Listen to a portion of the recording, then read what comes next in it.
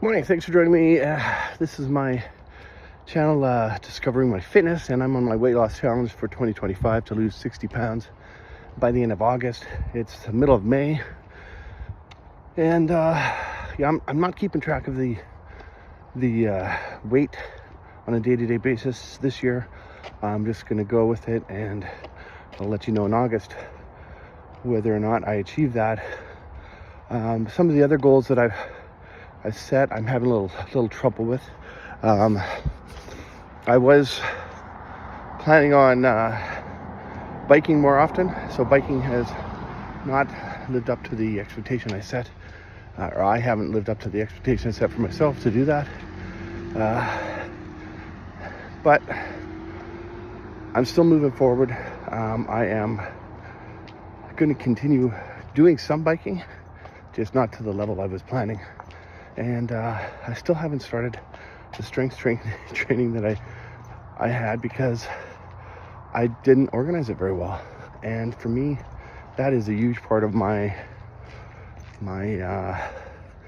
ability to be consistent with exercising and weight loss. I need to have a plan so I can get consistent and make it part of my regular day habits. Now, I'm not into diet plans normally, but I have 3 things that I just heard from watching another YouTube channel about fat loss. And they intrigued me because they all sounded, well, 2 out of the 3 sounded like good ideas that I believe have scientific background. The third one, I don't know if I believe it or not, but it's not so far-fetched that it would, it's not one of those ones where I think I'd wreck my body if I tried it. So, really, I'm going to give it a try. I'm going to let you know how that goes. I'm going to try them starting today, it's a Wednesday. So I'm going to try them for a few days and see how it works out. The first one's going to be tough for me because, well, just the way my schedule is. So I might not be able to do it to the full extent, but it says don't eat 5 hours before bedtime. Well, I typically don't get home until around 6 o'clock, and I usually try to be in bed by 9. That's only 3 hours. So if I can get myself organized for even a short period, and to give this a shot, is get my supper completed as close to around 6 as possible, and which means I have to prepare food ahead of time, which I do have time to do that. So if I can finish eating shortly after 6, bedtime at 9, that means I'm giving myself 3 hours, which isn't quite the 5 hours suggested. But lots of times I don't even go the full 3 hours. So it says 5 hours of not eating before bed. I think that's a really good thing, although the reason I usually do snack is because I end up feeling hungry, and I've always found that I don't fall asleep when I'm hungry, but I'm going to give it a shot, right? So I'm going to make that attempt. And so that's number 1. Number 2 is after every meal, do a 10-minute walk. So a 10-minute walk is, I mean, on most days, I'm walking anyway. So to go out and do 10 minutes of walk after every meal, that's not a big deal, really. I think that's super easy.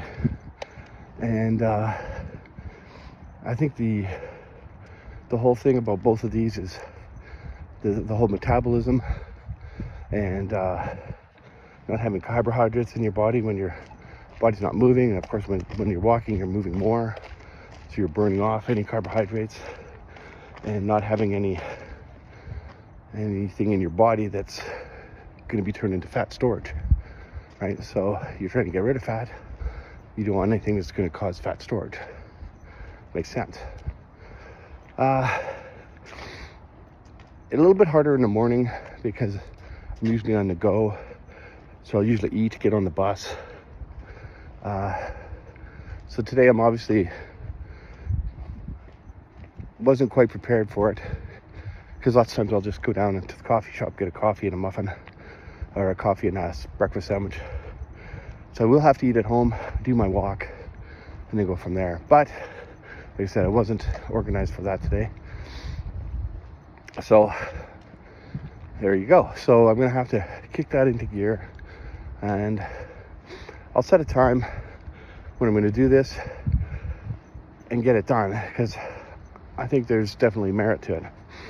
Okay, so number three is apple cider vinegar. And I'm gonna go back to the video I watched and see if they have any measurements on it, because yeah, I'm supposed to have that 30 minutes before you eat. Now again, I start early, like it's, was it 5, not even 5:30 yet. So do I get up a half hour early? Well, I'm not going to get up a half hour early. So probably the best I can do with the apple cider vinegar is to get up, have it right away, then have my shower, get dressed, make my breakfast. There might be 15 minutes instead of a half hour. So I don't know if I'll be able to quite do that. And then of course, when I get home, at the end of the day, I'm getting home, and then I'm planning on eating so I can get the 5 hours. So the apple cider vinegar may not have the whole timing that it's set up. And to be honest, I'm gonna do a little bit more research on the apple cider vinegar, because it just never heard of it before. So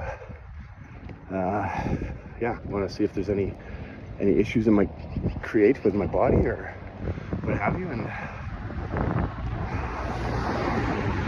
I don't want to be putting something in there that is gonna cause me to be upset or sick or what, you know. So it's, yeah, so I don't really know much about that one. Never heard it before, but the other two I've definitely heard it. So those are things that,